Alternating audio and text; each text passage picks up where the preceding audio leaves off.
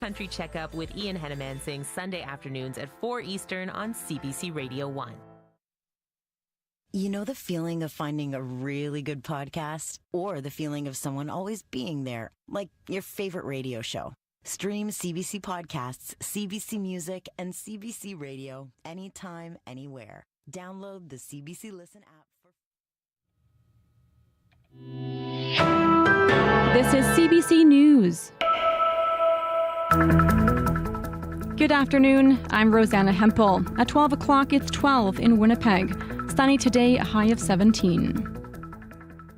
A 16-year-old boy is dead after a shooting early Saturday morning. Winnipeg police say they got a report of a gun in the 500 block of Boyd Avenue. When officers got to Boyd and Andrews, they found a teen suffering from life-threatening gunshot wounds. He was taken to hospital in critical condition where he was pronounced deceased. Police say the victim is from Winnipeg. His family has been notified. Anyone who saw anything or has video surveillance is asked to call police or Crime Stoppers. A former high school football coach convicted of sexually abusing players will be sentenced later today. Kelsey McKay pleaded guilty last year to multiple counts of sexual assault in Luring. The CBC's Caitlin Gowrlick has more and a warning some of the details are distressing. It's been over a year since McKay pleaded guilty to abusing 9 former football players. Today, he'll learn his fate. McKay was a prominent figure in Winnipeg's football community for years, winning championships with the Churchill Bulldogs and the Vincent Massey Trojans. Court heard McKay, now 54, would invite players to his home, where he would show them pornography, massage them, and touch their genitals. McKay was still actively coaching and teaching when he was arrested in 2022. Prosecutors want him sentenced to 25 years in prison, saying his victims have been given a lifetime of harm and suffering. McKay's lawyers want a sentence of just over 13 years. Caitlin Gowrlick, CBC News, Winnipeg. Across Israel, memorial services are being held to mark the first anniversary of the Hamas attacks of October 7th.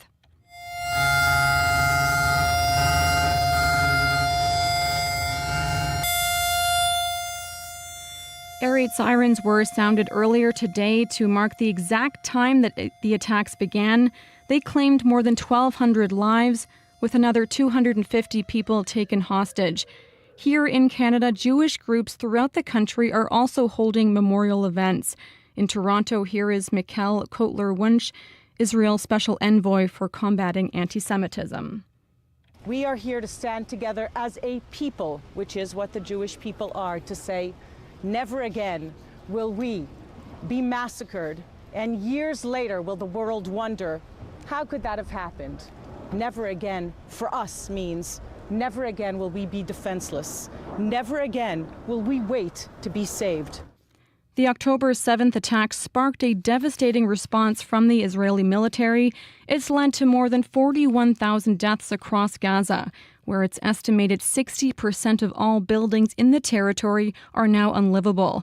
Israel is now also at war with Hezbollah in Lebanon, and Lebanese officials say an Israeli strike today in southern Lebanon has killed at least 10 firefighters. The Jewish Federation of Winnipeg has organized a walk for Israel at the Asper Community Campus.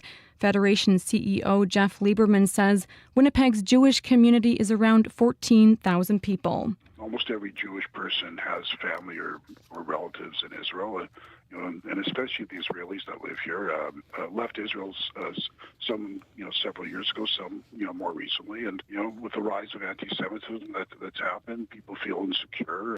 The event starts at 5:30 this afternoon. It'll include guest speakers, prayers, and reflection on the 1,200 people killed and 250 abducted in Israel. People in Florida in the path of another dangerous storm are being warned to batten down the hatches or get out.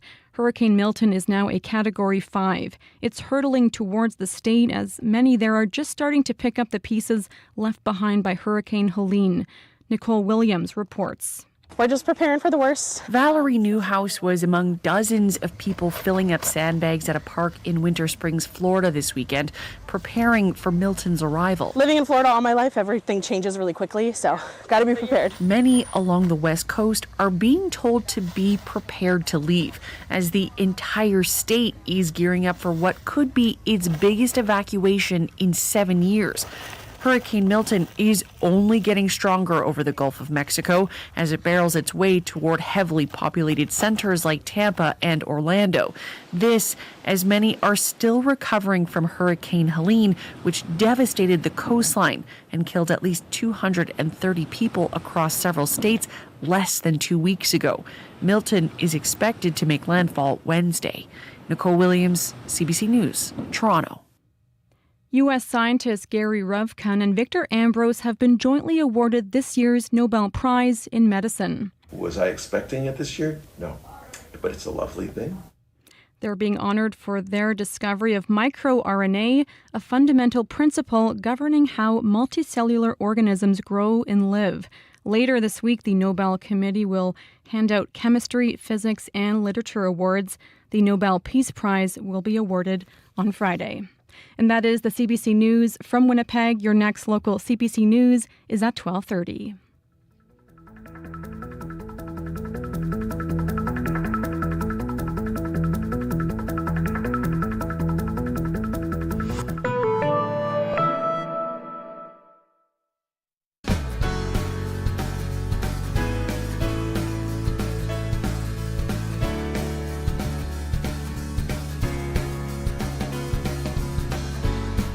Good afternoon, Manitoba. You're listening to Radio Noon on CBC Radio 1.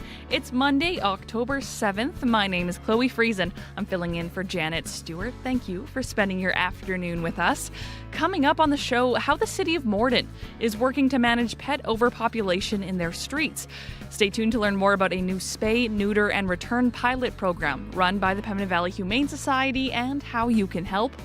1 year in, how is the cell phone ban going for you? That should be 1 month in. My apologies. We want to hear your thoughts, perspectives, and experiences. That is our call-in conversation just after the 12:30 news. But first, how a Niverville mother has managed the stress of her son living in Israel, working for a nonprofit for the past year.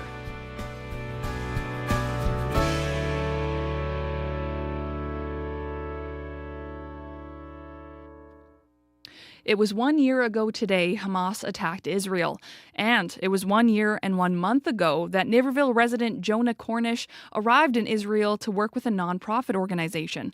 On October 7th, 1,200 people were killed, including Canadians, and 250 people were abducted. 21-year-old Cornish is still in Israel working with the Zealous Project, a ministry of bridges for peace. It's an organization that works to build relationships between Christians and Jews in Israel and around the world. Since that day, Cornish has stayed in Israel, despite his mother hoping he'd come home. I spoke with Denise Cornish earlier today. Hi there. How are you feeling today? I have peace. I have great peace. Why is that? Well, I know that Jonah has been called to serve in Israel for this time, and I've just been finding great strength from my faith in the Lord, and I just have total peace.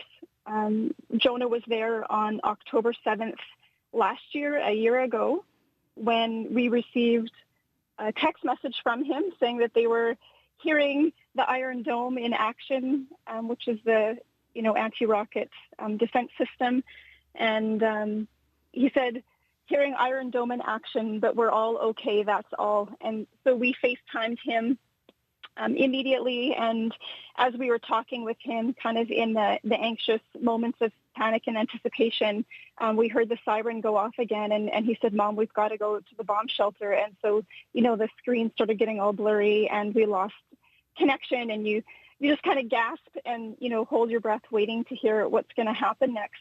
There was so much uncertainty on that day, and of course for the days following, and I didn't have peace following that for about 2 weeks, but I just kept praying, and honestly, in my prayers, God gave me this vision of him holding Jonah as a newborn in his hands, The idea of he's got the whole world in his hands, but he had Jonah as a newborn, and he just calmed my heart. And he said, Jonah was my idea before he was your idea.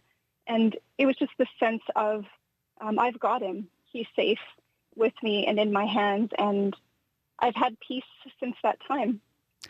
Denise, can you tell us more about what Jonah is doing in Israel? Yeah, so when Jonah first went to Israel, he was a part of the Zealous Project, which is a ministry of Bridges for Peace, where they encourage young people from the ages of 18 to 30 to come and live in Israel and to volunteer full-time with them for that 11 months in Israel. And then Jonah came home in August this summer, just for 1 month, and he's returned now on September 9th to go back for another 11 months, this time volunteering as a full-time volunteer with the organization. And so when he was part of the Zealous Project, he was working in a food bank that Bridges for Peace runs, and they distribute food they feed approximately 24,000 Israeli people every month. And now he is part of the home repair team. So when they're out and doing their good things and they encounter people that need work on their home or whatnot, they step in and lend that helping hand. What did Jonah say to you when he was home for that month in the summer about why he was going back? Yeah, that's a good question. He just felt like he loves it there. I mean, you talk to anybody who's been to Israel, when they step feet on the ground, they love it. And including my husband and I, we were there in May, and he just really felt led and called to go back. He's a part of a great team. Bridges for Peace is doing amazing work there, and they're just all like-minded individuals. They, are all working together and are of one mind, and he just felt it was a great community, and it's a great opportunity for him to be out there serving people. He loves helping people, and he's found purpose beyond himself, being able to just give of his time and his efforts in that country. I can't imagine it's been easy to be here or home in Niverville and seeing the news, especially these last couple of weeks. What have these weeks been like for you? Have you been in contact with him, getting updates? Yeah, well, we follow a couple of different news feeds from Israel, so we can keep our finger on the pulse, so to speak, of kind of what's happening on a daily basis there as far as the rocket sirens and things. But we do get in touch with Jonah by text message, and we try and connect with him on FaceTime, so video chat once a week. It's kind of hard because there's an 8-hour time difference, and so it makes it a little bit more challenging. But he does stay in touch with us, and just those weekly conversations are just so rich and meaningful and treasured now, that's for sure. Does he have plans, or do you know when he plans to return back home? The plan right now, I believe his visa is to allow him to stay as a volunteer for 11 months. So that would put him coming back again sometime the beginning of August in 2025. And beyond that, we don't really know what the future lies ahead for him, if he'll be going back again or, what's going to happen. We're not really sure. Denise, thank you so much for joining us today and sharing a bit about your son and your family story. You're welcome. That was Denise Cornish. She lives in Niverville. Your local news at your fingertips. CBC News has a local news app made for your phone or tablet. So don't waste time scrolling for the local stories you want. Just download the app to get the information that matters to you when it happens. And how you want it. Another way to get your local news. The CBC News app. Download it today.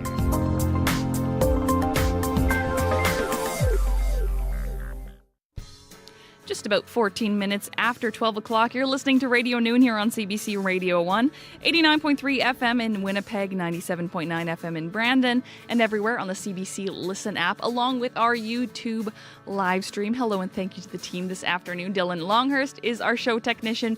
Wendy Parker is our show director. Kevin Nipatebo is running that aforementioned YouTube live stream. Thank you so much for joining us.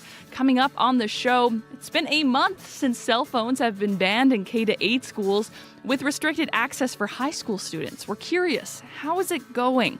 Are you seeing any changes in students? We want to hear from parents, caregivers, teachers, maybe high school students if you're on lunch and you can use your phone. We'll have the superintendent of the Winnipeg School Division on with us to help navigate the conversation around how cell phone bans are being navigated in schools. That's coming up after 12:30.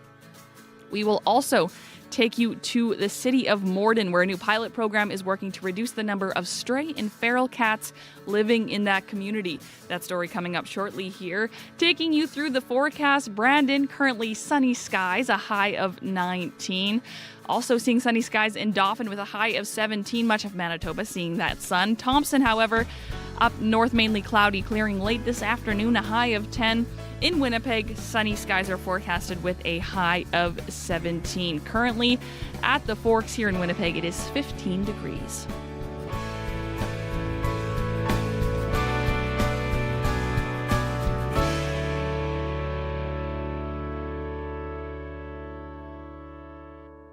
Now, as I mentioned, a new program in the city of Morden is hoping to reduce the number of stray and feral cats in the community. Launched by the Pembina Valley Humane Society in partnership with the city, the Trap, Neuter, and Return pilot program is exactly what it sounds like. And our next guest thinks it will have a big impact. Scott Wilson is the vice chair of the Pembina Valley Humane Society and joins us over the phone. Good afternoon, Scott. Good afternoon. Thank you for having me. So, trap, neuter, and release sounds pretty self-explanatory, but how exactly does this program work? Yeah, exactly as it sounds. We identify an area where there are a lot of feral or stray cats, and then set traps in the area where we are then able to take the cats. First, we have to make certain that they aren't owned by anyone, and there's a process to do that. And then once that has been done and we're certain that they are feral or stray, we then proceed with the sterilization, spay or neutered the cat.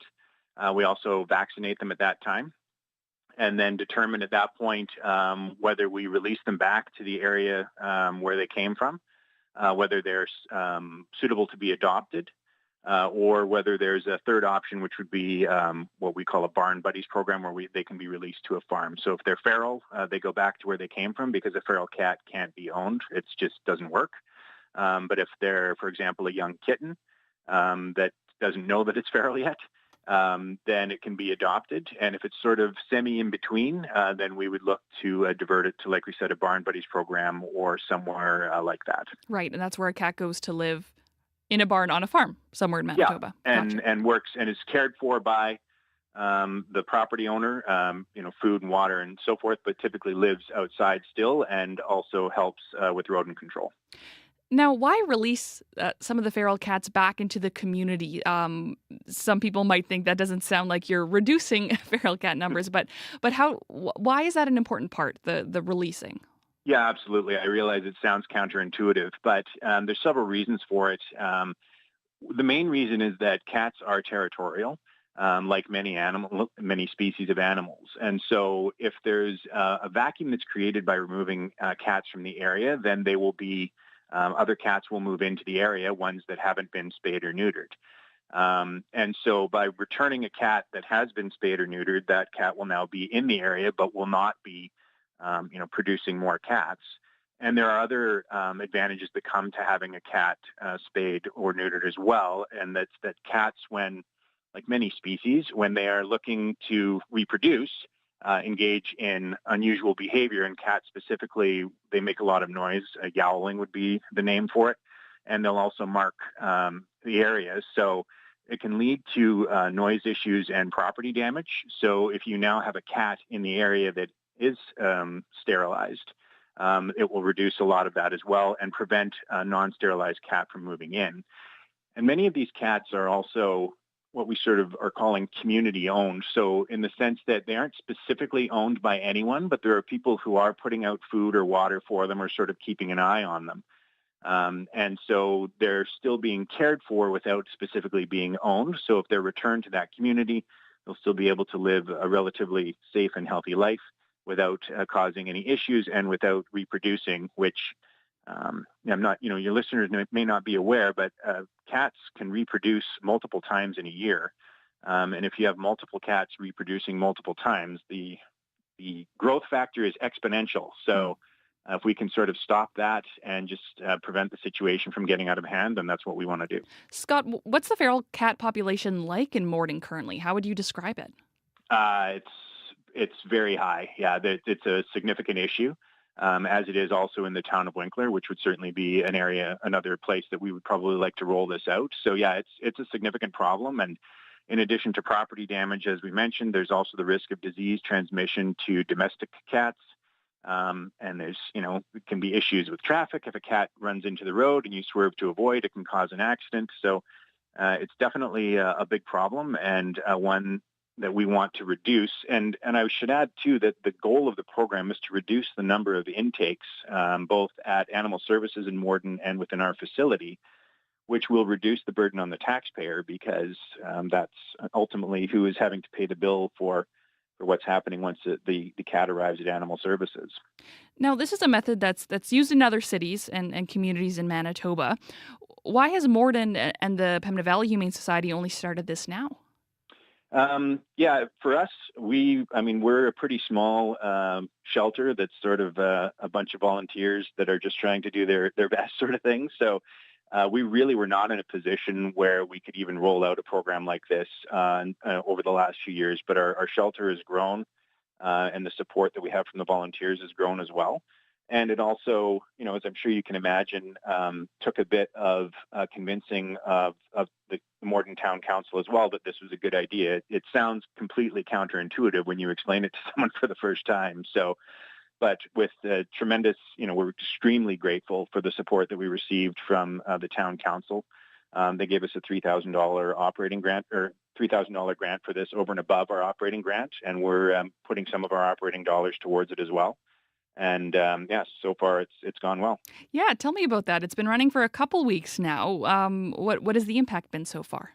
Yeah, we have a very narrow window where we're able to do this. It's sort of the Goldilocks temperature. It can't be too hot and it can't be too cold.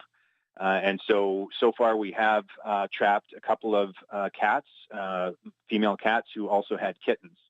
And we were able to successfully get the kittens as well. So the cats are going to be have already actually, one of them has already had the operation and will be returned once she's fully recovered to the area, because she was sort of a community-owned cat. The other one, we're just waiting. The procedure will be coming up shortly, but the kittens will actually be up for adoption. They're currently being fostered, and once they're at the age where it's suitable to adopt, then we'll be adopting them through Pembina Valley Humane Society. Okay, this is a pilot project. Where do you hope to see it go in the future? Absolutely. We would love to see it within other communities in our catchment area, which is a fairly large catchment area. Certainly the next priority for us would be the town of Winkler, which also has some significant cat overpopulation issues, but then other towns within the area as well. The town of Altona ran a program like this a few years ago and has dramatically reduced the number of intakes at their animal services, and also the number of intakes that we receive from them. So that is the gold standard that we're attempting to strive for. Lastly here, Scott, how can people support this new pilot program in Morden? Well, I'm glad you asked. They can go to pvhsociety.ca. You can make monetary donations. If you're in the area, we are always looking for volunteers for this program or others. And we're also looking for donations of supplies, dog and cat foods, beds, you name it, and we are more than happy to accept it. Scott, thank you so much for joining us this afternoon and providing that update. My pleasure. Thank you for the opportunity. Scott Wilson is the Vice Chair of the Pembina Valley Humane Society. Hi, I'm Matea Roach, and I have a new show on CBC. It's called Bookends. Every week, authors from Canada and around the world will join me to discuss their latest books. We'll have best-selling authors and rising stars. Our conversations will be smart and surprising, because when the book ends, the conversation begins. Bookends with Matea Roach premieres Sunday afternoon at 1:30 in Newfoundland, 3 Pacific, and on demand on CBC Listen or wherever you get your podcasts. We're about 6 minutes away from 12:30, and after the 12:30 news, if you are a Radio Noon listener, you know that it is time for our call-in conversation. Today, the topic is the cell phone ban in schools. We're 1 month in, and we want to hear your thoughts, perspectives, and experiences. That's coming up after the 12:30 news. The numbers to call just after the 12:30 news, lines aren't open yet, 204-780-0893. Or if you want to send us a text, you can already do that. We will read your texts during the show to our guest, Superintendent of the Winnipeg School Division, Matt Henderson. That number is 204-588-7355. Now, Canadian children's author Robert Munsch has published close to 100 books. Millions of people have read his stories, and now 20 titles will soon be told in Tlingit, thanks to a project from the Carcross Tagish First Nation. CBC's George Maratis caught up with Deborah Berg, a language coordinator with the Carcross Tagish First Nation. She's one of the people who are leading this work. Well, it was a little bit daunting at first because they asked us to do 20 books, and I have never done this kind of work before, but with the help of our amazing Tlingit fluent speaker, Kiishi Bessie Cooley from Teslin, it was possible. Can you read a couple lines? Do you remember, Robert Munsch, maybe a verse in English, and then what it would sound like translated? Love you forever. I know that one, yeah. Yeah. Chuklauk Iksihan. I love you forever. So what happens now? Now that the translation's happened, where do we go from here? They're actually being vetted by a linguist, and we're just actually waiting to see them in full print, and we hope to have a celebration when they're all completed. What was your favorite moment through this experience? I guess growing in my own fluency through doing the translation work. I was actually very shocked after I finished the 20th book, and I was just I almost started crying. What is that like for you to be part of that teaching now of the young people through work like this, the translation, but all the work that you do? When I look back when I was younger and I was only speaking English and I didn't really know too much about Indigenous languages, and possibly, like it is now, our Indigenous languages are endangered, and if we are not there to, speak our languages now, who's going to speak them in the future? And I'm really honored that I have this job. I'm really grateful that I get to actually work in my language, because sometimes it doesn't even feel like a job, because I love it so much. Yeah, did you ever think there'd be a day where Robert Munsch would now be read to kids in their own language? Well, anything can happen. If there's a will, there's a way. Deborah Berg is a language coordinator with the Carcross Tagish First Nation. She is part of the team who are translating Robert Munsch books into Tlingit. She was speaking with CBC's George Maratis.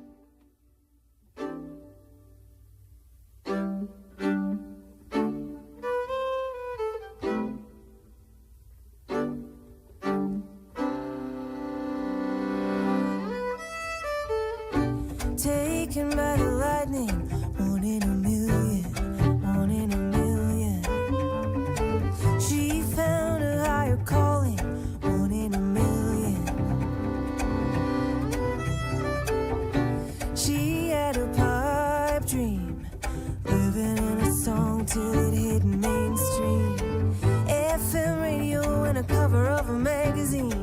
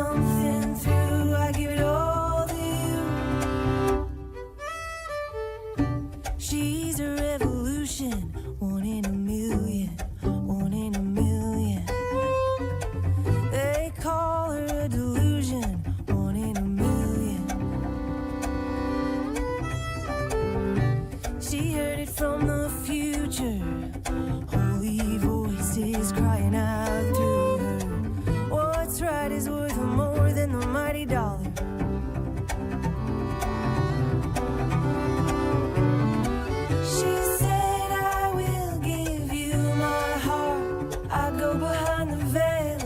reach out. If I pull something through, I'll give it all to you.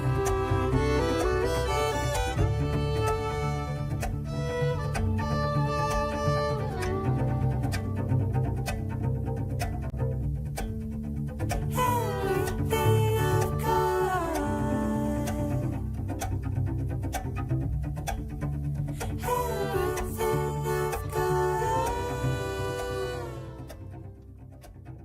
It's Winnipeg singer-songwriter Madeline Roger alongside the Toronto quartet The Fretless.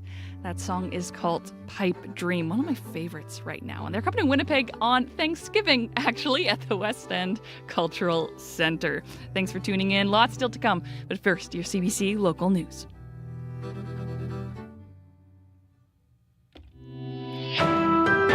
This is CBC News.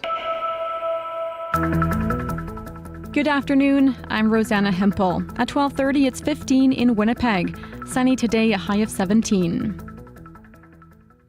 A teen boy was killed Saturday morning in Winnipeg's St. John's neighborhood. Police say they got a report of a gun around 6 in the morning. When officers got to the area of Boyd Avenue and Andrew Street, they found a 16-year-old with life-threatening gunshot wounds. He was taken to hospital where he was pronounced dead.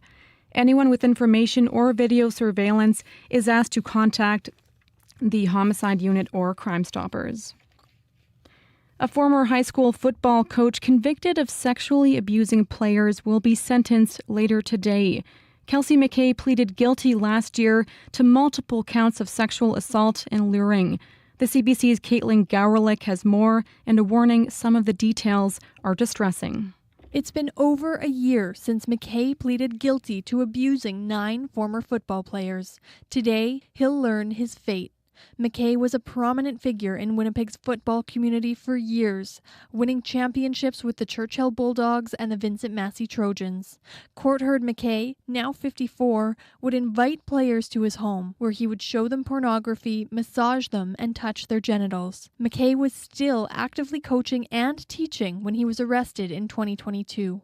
Prosecutors want him sentenced to 25 years in prison, saying his victims have been given a lifetime of harm and suffering. McKay's lawyers want a sentence of just over 13 years. Caitlin Gowrlick, CBC News, Winnipeg.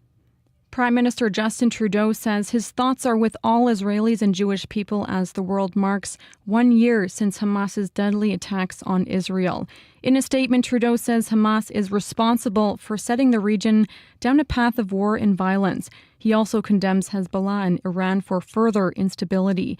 Conservative leader Pierre Poilievre says the federal Tories unapologetically stand with Israel. Meanwhile, police in Canada's largest cities are stepping up protections, particularly around Jewish and Muslim places of worship. Back in Manitoba, a totem pole that's welcomed visitors to the grounds of the Manitoba Legislative Building for more than 50 years will be laid to rest. The Qua-Gilth totem pole on the southeast grounds will be laid to rest in a nearby raised planter bed. Premier Wab Kinew says an important part of reconciliation is honoring traditional Indigenous cultures. An inspection in 2022 found the 16-foot totem pole had naturally deteriorated over the years. The Qua-Gilth totem pole was first unveiled in July of 1971. It commemorated the centenary of BC entering Confederation. And that is the CBC News from Winnipeg. Your next local CBC News is at 1:30. Thank you very much, Rosanna. You're welcome. That's CBC's Rosanna Hempel here on CBC Radio 1. You're listening to Radio Noon. Thanks for tuning in. I'm Chloe Friesen, filling in for Janet Stewart, taking a look at our forecast here.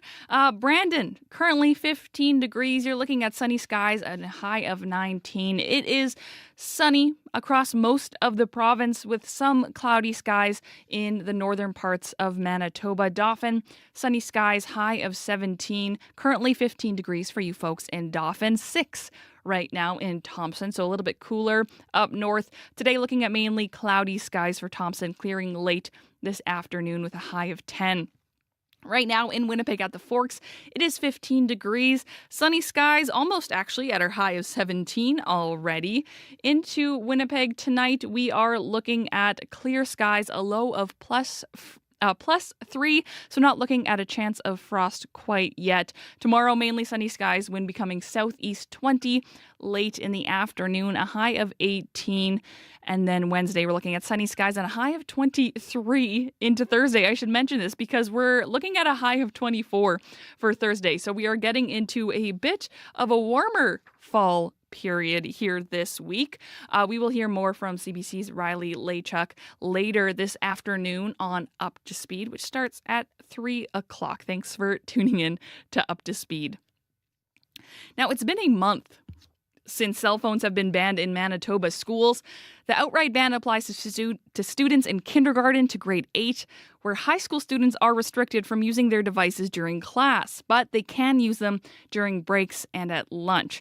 There are exemptions for medical or accessibility reasons as well.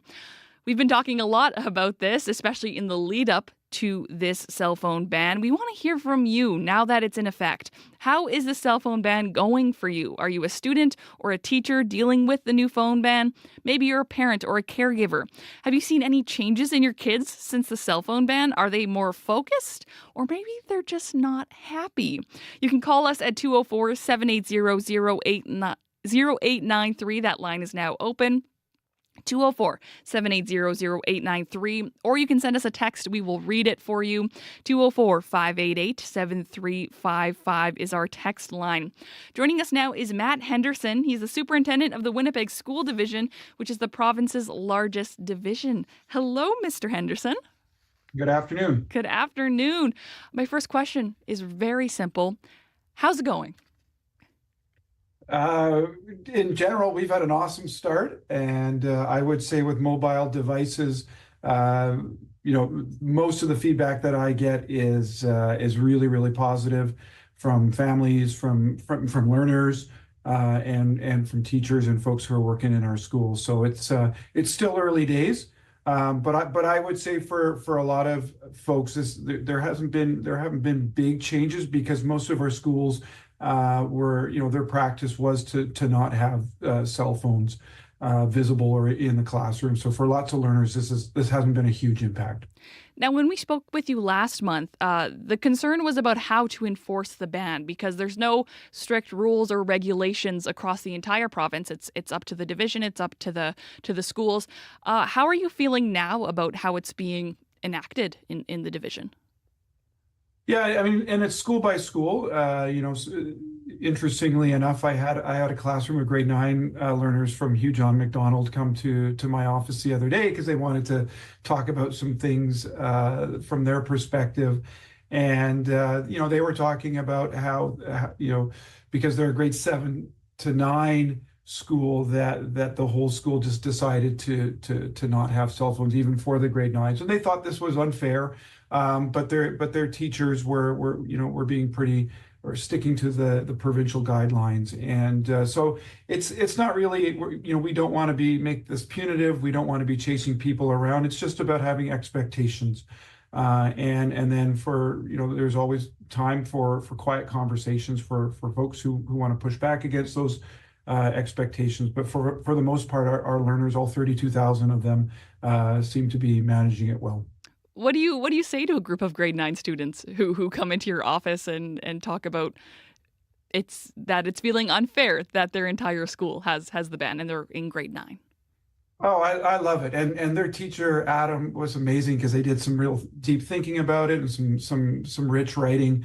And then we met for a good 45 minutes just to, for me to listen.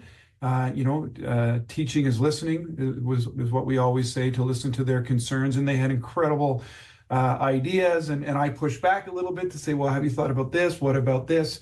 And that's what education is about. So they gave me some things to think about, and I'll talk to their school leadership about some tweaks we might want to make. So I always welcome and relish an opportunity for kids to engage in deep thinking about something that matters to them. Well, just like those grade 9 students, we want to hear from you. You can call us 204-780-0893, or you can text at 204-588-7355. What are you hearing from your kids who are students about this? Are they do they feel more focused? Do they feel maybe disappointed, like those students who came to Matt Henderson's office? We want to hear from you. Share your thoughts with us. Now, Matt, how have teachers been managing so far? Have they noticed a difference? What have you heard from the educators?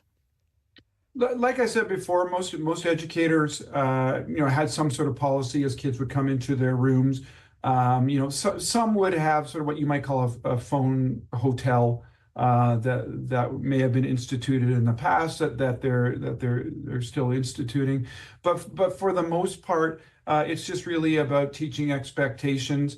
I think some of the feedback has been around a need for more devices then from the division to be put into classrooms, and we've certainly added a significant amount, and we're putting more into the budget for next year, just because sometimes teachers would say, hey, on your phone, pull this out so we can do some research, or go to the CBC website to look at this article or something like that.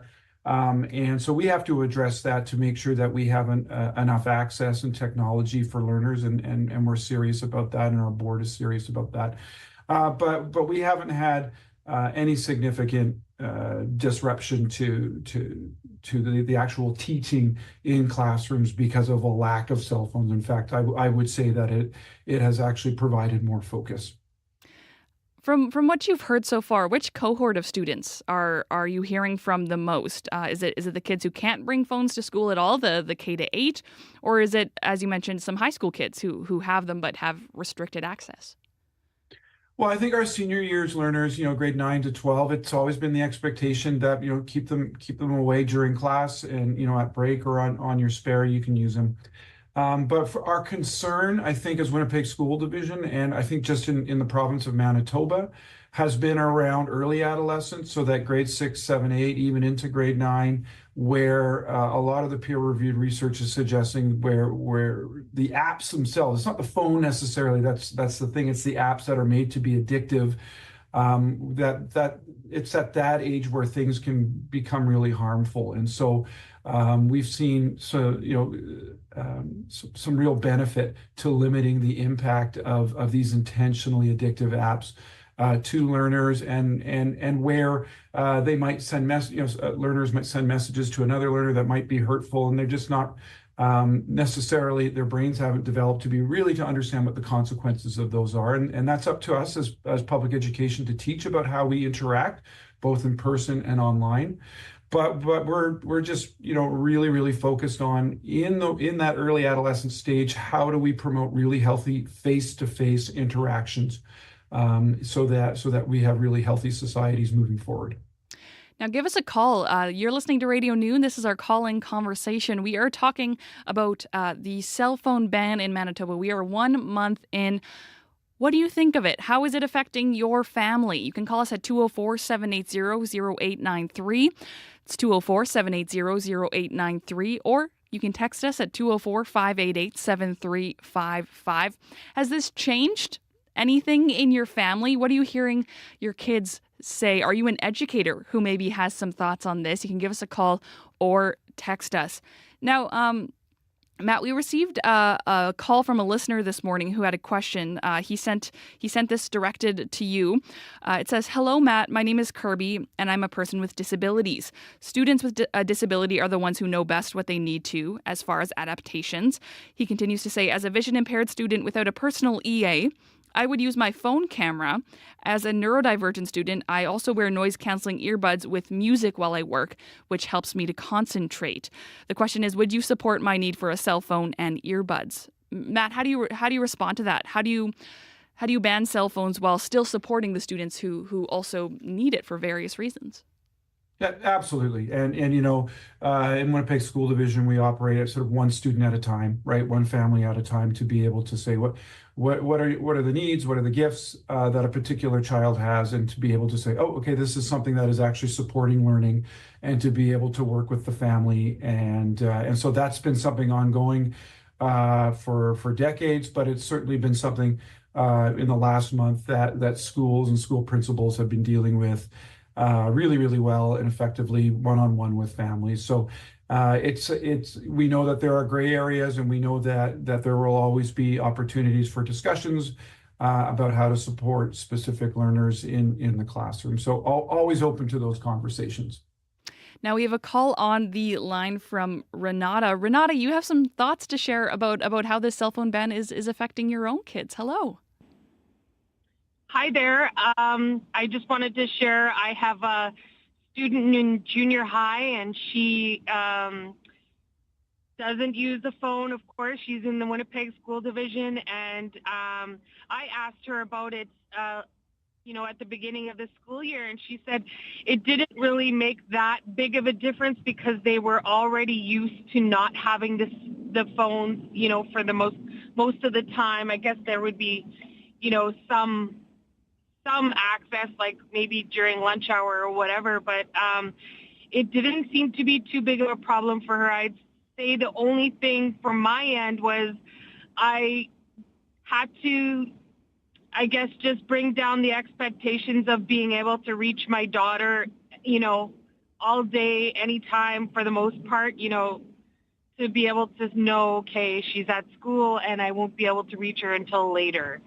So that was one thing I think that as a parent I experienced, but also I know that the school is really working hard to get kids being used to being off the phone and doing other things, like, for example, going on nature walks, having more activities outside. So I think it's a really positive thing, and I haven't heard too much, negative feedback from my daughter who's in junior high.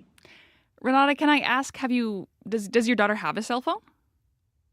She does, and I got her a phone so that I would be able to reach her at school for picking her up and dropping her off, and really it was like a safety thing for me. But of course, a great thing for her to have. How have you adapted with that idea that you would be able to contact her for pickup and drop off? How have you adjusted kind of your thoughts around that? It was an adjustment, just to know that, I have to kind of be aware that she can't always have access to her phone. So as a parent, that was a little bit different. But, as soon as she would be able to get her phone, I know that I'd be able to reach her. So it wasn't too big of a change. Renata, thank you so much for calling and sharing your thoughts on this. Yes, for sure. You can also call us and share your thoughts on the cell phone ban and how it's affected maybe your idea of what the school year would look like, how you're communicating with your kid. You can call us at 204-780-0893, 204-780-0893, or you can send us a text message, 204-588-7355. Now, Matt, I'm curious, just going off of what Renata was saying, how it's impacting her as a parent. Have you gotten any feedback or even complaints from parents about not being able to reach their kids at any time?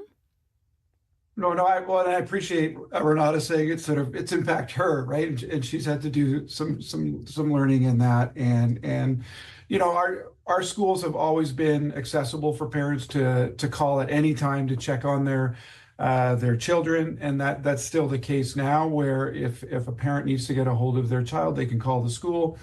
Or similarly, the school will call the parent and say, "Hey, we need to chat about something." So those lines of communication are always open, but I think it's important that we're not texting kids during the middle of the day to check up on them. There's lots of adults and loving adults in our buildings who care for kids. So haven't had much pushback on that. We have another call, and we're going to take the conversation back to students who are using phones or need to use phones for various reasons, for various disabilities. We have Raymond on the line, and Raymond, what's your question or comment? Yeah, these like people with diabetes, they have these monitors now that attach to you and constantly read your diabetes readings, and I'm just wondering, I guess that you've already kind of sort of covered it under health concerns, but for health reasons, just how that works, and if there's any pushback or problems with people using their phones to monitor their health. Yeah, it's a good question. Thank you, Raymond. Matt, what's that process like when you have a student who commonly brought a phone to school to monitor something like diabetes? How does that go? How was the beginning of the year trying to parse through these students and discuss what they needed and what they needed their cell phones for? Yeah, I mean, and that happened at the school level, right? And we want that to happen at the school level where there's relationship. And so families would call their principal or a teacher and say, hey, this is a reason, there's a medical reason or whatever reason that might be. And it's handled at the school level. I know that there's some parents who have concerns about their kids having severe allergies. And so those would be conversations happening at the school level with the principal to sort of say, does this make sense, and advocating on their child's behalf. So we haven't had any issues related to that and don't foresee any, in the future. You still have time to call and share your thoughts. We're 1 month into the school cell phone ban. You can call us at 204-780-0893, or you can text us at 204-588-7355. Maybe your idea or thoughts on the cell phone ban have changed now that we're a month in. Have you seen any difference in your kid and maybe how they're performing academically? Matt, I also want to talk about something that was brought up as this was announced, as it was put into effect, and it was reducing bullying, negative interactions between students, anxiety, just mental health in schools. Have you noticed? I mean, we're only a month in, but have you noticed any sort of change in just how often cyberbullying is happening in schools? We've certainly noticed a difference in, I would say, I mean, it's coupled with a couple, in Winnipeg School Division, we're sort of moving away from junior high to more of a middle years where you might have fewer transitions. We were finding in previous years that in a junior high model, you'd have lots of transitions and then all sorts of opportunities for children to go on their phone and maybe do something or say something that they might regret to another student. And then that would cause a whole bunch of problems and be, hurtful to other folks. What we've found now that during that 6 hours when we have kids, because we've limited the use and almost said we don't want to see them at all within that 6 hours, is that those opportunities to maybe say something hurtful electronically have really come down almost to a minimum. And so principals and teachers aren't spending a lot of time trying to say who said what and when. I mean, what we find is that over the weekends, sometimes there's things that happen that we end up having to deal with on a Monday morning and really bringing kids and families together about some of those hurtful things. But we've seen a diminish in that, particularly in the middle years, that grades 6, 7, 8, because, partly because we just really want to reinforce positive face-to-face relationships. I want to go off of that. We had a story on our webpage a few weeks back and had a photo of a library with just board games piled up on a table as they were preparing for breaks for students without. That was Stanley Knowles. Without cell phones. Are you hearing about increased social interactions? Are kids talking and hanging out more face to face? Absolutely. So not only board games, but students have been asking for more sports equipment. Sort of, hey, we can't, there's nothing to do at lunch, I guess, so we might as well check out some basketballs or soccer balls and things like that. And that's exactly what we want to see. And our teachers in Winnipeg School Division also do just a phenomenal job of organizing clubs and extracurriculars at lunch so that particularly in the middle years, our kids have robust, rich experiences that are predicated on relationships and really kind of connecting to the passion of a particular teacher. And so then there's really no need for the phone at that point. But yeah, we've seen an uptick in the need to do some programming, which is great news. We got a text from our text line here from Ava. Are apps being restricted for divisional technology, and can students use things like YouTube at school now that I guess there are divisional like laptops and other technology available? How are you organizing what's available to students? Yeah, we haven't banned sort of Instagram or TikTok or anything like that from our network. to this point, and we don't have any immediate plans to do that. I think part of it is just ensuring that phones are away during instruction time. Again, all the peer review evidence suggests that that's really what's needed for robust learning. And instead of sort of restricting the app use altogether, it's just a lot more equitable to say let's just put the phones away completely, because some kids would be able to be off of our network and just use data, others wouldn't, and we don't want to put students in a position like that. So at this point, we've just really focused on the devices. Now we're 1 month in. I'm sure that things will change, or you'll see more, get more insights about how this is impacting the students. But if you had a crystal ball and you could look to the end of the school year, what would your hopes be for the impact of this cell phone ban on students? Well, I think a number of things. There is a correlation between when the mental health of our children started to deteriorate and the advent of these devices and the corresponding apps. And that's a concern for me, not only as a teacher, but as a parent.